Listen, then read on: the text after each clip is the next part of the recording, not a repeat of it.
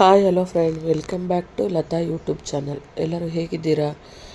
ಚೆನ್ನಾಗಿದ್ದೀರಾ ಅಂದ್ಕೊಂಡಿದ್ದೀನಿ. ಹಾಗೆ ಇನ್ನು ಯಾರೆಲ್ಲ ನನ್ನ ಚಾನಲ್ಗೆ ಸಬ್ಸ್ಕ್ರೈಬ್ ಆಗಿ ನಿಮ್ಮ ಫ್ರೆಂಡ್ಗಳಿಗೆಲ್ಲ ವಿಡಿಯೋನ ಶೇರ್ ಮಾಡಿ, ಕಮೆಂಟ್ ಮಾಡಿ. ಇವತ್ತು ನಾನು ನಿಮಗೆ ನಮ್ಮ ಜೀವನದಲ್ಲಿ ನಾವು ಅರ್ಥ ಮಾಡಿಕೊಳ್ಳಲೇಬೇಕಾದ ಕೆಲವು ಕಹಿಯಾದರೂ ಸತ್ಯವಾದ ವಿಷಯಗಳಿವೆ. ಇವತ್ತು ನಾನು ಒಬ್ಬ ಸಾಧು ಹೇಳಿದ 11 ಜೀವನ ಸತ್ಯಗಳನ್ನು ತಿಳಿಸೋಣ ಅಂತ ಬಂದಿದ್ದೀನಿ. ಈ ವಿಡಿಯೋ ನಿಮ್ಮ ದೃಷ್ಟಿಕೋನವನ್ನೇ ಬದಲಾಯಿಸಬಹುದು. ಹಾಗಾಗಿ ಕೊನೆವರೆಗೂ ನೋಡಿ. ಮತ್ತು ನಿಮಗೆ ಯಾವ ಪಾಯಿಂಟ್ ಹೆಚ್ಚು ಇಷ್ಟ ಆಯಿತು ಅಂತ ಕಮೆಂಟ್ನಲ್ಲಿ ತಿಳಿಸಿ. ಬನ್ನಿ, ಮೊದಲನೇ ಸತ್ಯ ನೋಡೋಣ. ನೀವು ಯಾರನ್ನು ಮೆಚ್ಚಿಸಲು ಹಗಲಿರುಳು ಒದ್ದಾಡುತ್ತೀರೋ ಅಂಥವರಿಗೆ ನಿಮ್ಮ ಸಂತೋಷದ ಬಗ್ಗೆ ಕಿಂಚಿತ್ತೂ ಕಾಳಜಿ ಇರುವುದಿಲ್ಲ. ನಾವು ಜೀವನದಲ್ಲಿ ಬಹಳಷ್ಟು ಸಮಯ ಬೇರೆಯವರನ್ನು ಇಂಪ್ರೆಸ್ ಮಾಡೋಕ್ಕೆ ಕಳಿತೀವಿ. ನಮ್ಮ ಬಟ್ಟೆ, ನಮ್ಮ ಕೆಲಸ, ನಮ್ಮ ಜೀವನ ಶೈಲಿ ಎಲ್ಲವೂ ಜನ ಏನಂದುಕೊಳ್ಳುತ್ತಾರೋ ಅನ್ನೋ ಭಯದಿಂದನೇ ಇರುತ್ತೆ. ಆದರೆ ಕಹಿ ಸತ್ಯ ಏನಂದರೆ, ನೀವು ಕಷ್ಟದಲ್ಲಿದ್ದಾಗ ಅದೇ ಜನ ನಿಮ್ಮ ಕಡೆ ತಿರುಗಿಯೂ ನೋಡಲ್ಲ. ಹಾಗಾಗಿ ಮೊದಲು ನಿಮ್ಮನ್ನು ನೀವು ಮೆಚ್ಚಿಕೊಳ್ಳಿ. ಹಾಗೆ ಎರಡನೇ ಸತ್ಯ, ಬೇರೆಯವರ ಪಾಲಿಗೆ ಬರೆದಿರುವ ವಸ್ತುಗಳ ಹಿಂದೆ ಓಡುವುದನ್ನು ನೀವು ನಿಲ್ಲಿಸಿದ ಕ್ಷಣವೇ ನಿಮಗೆ ನಿಜವಾದ ನೆಮ್ಮದಿ ಸಿಗಲು ಶುರುವಾಗುತ್ತದೆ. ಪಕ್ಕದ ಮನೆಯವನ ಕಾರು, ಸ್ನೇಹಿತನ ಸಂಬಳ, ಇನ್ಸ್ಟಾಗ್ರಾಮ್ನಲ್ಲಿ ಕಾಣೋ ಲಕ್ಸುರಿ ಲೈಫ್ ಇವೆಲ್ಲ ನೋಡಿ ನಾವು ನಮ್ಮ ಜೀವನವನ್ನು ಬೇರೆಯವರ ಜೊತೆ ಹೋಲಿಸಿಕೊಳ್ತೀವಿ. ಆದರೆ ನಿಮಗೆ ಗೊತ್ತಾ, ದೇವರು ಪ್ರತಿಯೊಬ್ಬರಿಗೂ ಬೇರೆ ಬೇರೆ ದಾರಿ ಬರೆದಿರ್ತಾನೆ. ನಿಮ್ಮ ರೇಸ್ ಬೇರೆ, ಅವರ ರೇಸ್ ಬೇರೆ. ನಿಮ್ಮ ಪಾಲಿನ ಸಂತೋಷ ನಿಮ್ಮ ಬಳಿ ಇರುವಲ್ಲೇ ಇದೆ. ಮೂರನೇ ಸತ್ಯ, ಕೇಳುವ ಪ್ರತಿ ಕ್ಷಮೆಗೂ ಇನ್ನೊಂದು ಅವಕಾಶ ಕೊಡಲೇಬೇಕೆಂದೇನಿಲ್ಲ. ಕೆಲವರು ತಪ್ಪು ಮಾಡಿ ಸಾರಿ ಅಂತಾರೆ. ನಾವು ದೊಡ್ಡ ಮನಸ್ಸು ಮಾಡಿ ಕ್ಷಮಿಸಿಬಿಡ್ತೀವಿ. ಆದರೆ ಅದೇ ತಪ್ಪನ್ನು ಮತ್ತೆ ಮತ್ತೆ ಮಾಡ್ತಾರೆ. ನೆನಪಿಡಿ, ಕ್ಷಮೆ ಕೇಳೋದು ಒಂದು ಅವಕಾಶ. ಅದನ್ನು ದುರುಪಯೋಗ ಮಾಡಿಕೊಂಡ್ರೆ ನಿಮ್ಮ ನೆಮ್ಮದಿಗೋಸ್ಕರ ಆ ಬಾಗಿಲನ್ನು ಮುಚ್ಚುವುದೇ ಸರಿ. ನಾಲ್ಕನೇ ಸತ್ಯ, ಗೊಂದಲದಿಂದ ಕೂಡಿರುವ ಮನಸ್ಸಿಗೆ ಹೃದಯ ಹೇಳುವ ಮಾತುಗಳು ಕೇಳಿಸುವುದು ಬಹಳ ಅಪರೂಪ. ನಮ್ಮ ಮನಸ್ಸು ಯಾವಾಗಲೂ ಲೆಕ್ಕಾಚಾರ ಹಾಕುತ್ತೆ. ಲಾಭ, ನಷ್ಟ, ಜನ ಏನಂತಾರೆ. ಆದರೆ ಹೃದಯಕ್ಕೆ ಸರಿ ತಪ್ಪು ಗೊತ್ತಿರುತ್ತೆ.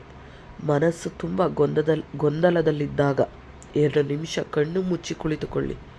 ನಿಮ್ಮ ಹೃದಯ ಏನು ಹೇಳುತ್ತೆ ಅದನ್ನು ಕೇಳಿ. ಉತ್ತರ ಸಿಕ್ಕೇ ಸಿಗುತ್ತೆ. ಹಾಗೆ 5ನೇ ಸತ್ಯ, ಬೇರೆಯವರು ನಿಮ್ಮನ್ನು ಒಪ್ಪಿಕೊಳ್ಳಬೇಕು, ಮೆಚ್ಚಿಕೊಳ್ಳಬೇಕು ಎಂದು ನೀವು ಎಷ್ಟು ಹಂಬಲಿಸುತ್ತೀರೋ ಅಷ್ಟು ಸುಲಭವಾಗಿ ಅವರು ನಿಮ್ಮ ಭಾವನೆಗಳ ಜೊತೆ ಆಟವಾಡುತ್ತಾರೆ. ಅವರು ನನ್ನ ಬಗ್ಗೆ ಒಳ್ಳೆಯದಾಗಿ ಮಾತನಾಡಲಿ ಅನ್ನೋ ನಿಮ್ಮ ಆಸೆಯೇ ಅವರಿಗೆ ಒಂದು ಆಯುಧ ಆಗುತ್ತೆ. ನೀವು ಅವರನ್ನು ಪ್ಲೀಸ್ ಮಾಡೋಕ್ಕೆ ಏನು ಬೇಕಾದರೂ ಮಾಡ್ತೀರಾ ಅಂತ ಗೊತ್ತಾದರೆ ಅವರು ನಿಮ್ಮನ್ನು ಬಳಸಿಕೊಳ್ಳೋಕ್ಕೆ ಶುರು ಮಾಡ್ತಾರೆ. ಸೆಲ್ಫ್ ರೆಸ್ಪೆಕ್ಟ್ ಇರಲಿ. 6ನೇ ಸತ್ಯ, ಕೂಗಾಡಿ ಜಗಳವಾಡುವುದಕ್ಕಿಂತ ಮೌನವಾಗಿ ಅಲ್ಲಿಂದ ಕಾಲು ತೆಗೆಯುವುದೇ ಕೆಲವೊಮ್ಮೆ ನಿಮ್ಮ ವ್ಯಕ್ತಿತ್ವದ ಅತಿ ದೊಡ್ಡ ಬೆಳವಣಿಗೆ. ಎಲ್ಲ ಯುದ್ಧದಲ್ಲೂ ಗೆಲ್ಲಬೇಕೆಂದಿಲ್ಲ. ಕೆಲವು ಜಗಳಗಳಲ್ಲಿ ನೀವು ಮೌನವಾಗಿರುವುದೇ ನಿಮ್ಮ ಗೆಲುವು. ಯಾಕಂದರೆ ವಾದ ಮಾಡಿ ನಿಮ್ಮ ಎನರ್ಜಿ ವೇಸ್ಟ್ ಮಾಡೋ ಬದಲು ಸುಮ್ಮನೆ ನಡೆದು ಬಿಡಿ. ನಿಮ್ಮ ಮೌನವೇ ಅವರಿಗೆ ದೊಡ್ಡ ಉತ್ತರ. 7ನೇ ಸತ್ಯ, ನಿಮ್ಮಿಂದ ಯಾವುದೇ ಲಾಭ ಅಥವಾ ಸಹಾಯದ ಅಗತ್ಯವಿಲ್ಲ ಎಂದಾಗ ಜನರ ಅಸಲಿ ಬಣ್ಣ ಬಯಲಾಗುತ್ತದೆ. ನೀವು ಚೆನ್ನಾಗಿದ್ದಾಗ, ದುಡ್ಡು ಇದ್ದಾಗ ನಿಮ್ಮ ಸುತ್ತ 100 ಜನ ಇರ್ತಾರೆ. ಆದರೆ ಒಂದು ಸಲ ನನ್ನಿಂದ ಏನೂ ಆಗಲ್ಲ ಅಂತ ಹೇಳಿ ನೋಡಿ, ಅರ್ಧ ಜನ ಅಲ್ಲೇ ಮಾಯ ಆಗ್ತಾರೆ. ಕಷ್ಟಕಾಲವೇ ನಿಜವಾದ ಸಂಬಂಧಗಳನ್ನು ತೋರಿಸುತ್ತದೆ. 8ನೇ ಸತ್ಯ, ಪ್ರತಿ ವಾದ ವಿವಾದಗಳಲ್ಲೂ ನಿಮ್ಮದೇ ಸರಿ ಎಂದು ವಾದಿಸಿ ಗೆಲ್ಲುವುದಕ್ಕಿಂತ ನಿಮ್ಮ ನೆಮ್ಮದಿ ಮತ್ತು ಶಕ್ತಿಯನ್ನು ಉಳಿಸಿಕೊಳ್ಳುವುದು ಬಹಳ ಮುಖ್ಯ. ಫೇಸ್ಬುಕ್, ವಾಟ್ಸಪ್ ಗ್ರೂಪ್ನಲ್ಲಿ ನಡೆಯೋ ಎಲ್ಲ ಜಗಳದಲ್ಲೂ ನೀವು ಭಾಗವಹಿಸಬೇಕಿಲ್ಲ. ನಾನೇ ಸರಿ ಅಂತ ಪ್ರೂವ್ ಮಾಡೋಕ್ಕೆ ಹೋಗಿ ನಿಮ್ಮ 2 ಗಂಟೆ ಹಾಳು. BP ಜಾಸ್ತಿ. ಸುಮ್ಮನಿದ್ರೆ ನಿಮ್ಮ ನೆಮ್ಮದಿ ಉಳಿಯುತ್ತೆ. ಯಾವುದು ಮುಖ್ಯ ನೀವೇ ಯೋಚಿಸಿ. ಹಾಗೆ 9ನೇ ಸತ್ಯ, ಒಂಟಿತನದ ಭಯದಿಂದಲೇ ಬಹಳಷ್ಟು ಜನರು ತಮ್ಮ ನೆಮ್ಮದಿಯನ್ನು ಹಾಳು ಮಾಡುವಂತಹ ವಿಷಯಗಳಿಗೆ ಅಥವಾ ವ್ಯಕ್ತಿಗಳಿಗೆ ಅಂಟಿಕೊಂಡು ಬದುಕುತ್ತಾರೆ.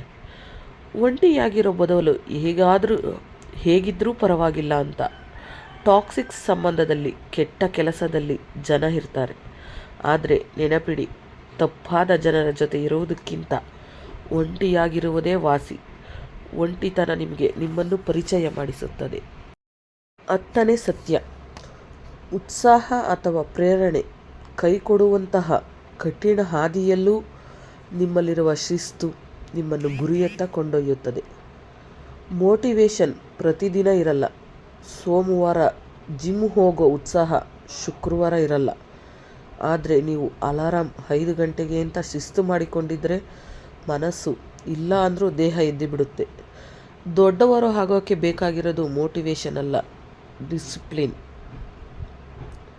11ನೇ ಸತ್ಯ ಹಾಗೂ ಕೊನೆಯ ಸತ್ಯ, ಅಂತಿಮವಾಗಿ ರಾತ್ರಿ ಯಾವುದೇ ಚಿಂತೆ ಇಲ್ಲದೆ ನೆಮ್ಮದಿಯಾಗಿ ನಿದ್ದೆ ಮಾಡುವವನೇ ಜಗತ್ತಿನ ಅತಿ ದೊಡ್ಡ ಶ್ರೀಮಂತ. ನಿಮ್ಮ ಬಳಿ ಕೋಟಿ ರೂಪಾಯಿ ಇರಬಹುದು, ದೊಡ್ಡ ಕಾರು ಇರಬಹುದು, ಆದರೆ ರಾತ್ರಿ ಮಲಗಿದಾಗ ತಲೆ ಒಳಗೆ ಯುದ್ಧ ನಡೀತಾ ಇದ್ದರೆ ಅದಕ್ಕೆ ಏನು ಅರ್ಥ? ಯಾರ ಮನಸ್ಸಿಗೂ ಮೋಸ ಮಾಡದೆ, ಯಾರಿಗೂ ಕೆಟ್ಟದ್ದು ಬಯಸದೆ ತಲೆ ಎತ್ತಿ ನಿದ್ದೆ ಮಾಡಿದರೆ ಅದೇ ನಿಜವಾದ ಶ್ರೀಮಂತರು.